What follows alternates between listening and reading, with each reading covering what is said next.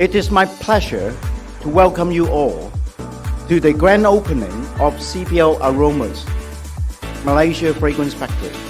When it was decided to build this factory 5 years ago, we were able to overcome all difficulties.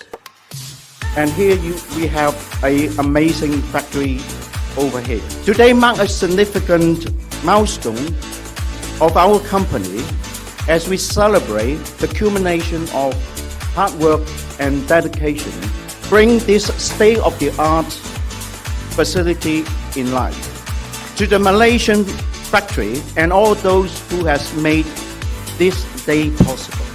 This is CPL Aromas' first perfume plant in Southeast Asia, making Malaysia the privileged host of this groundbreaking investment. CPL Aromas is a name synonymous with excellence worldwide. This investment is not just about business, it's a declaration of Malaysia's strategic importance as a gateway to Asia and beyond.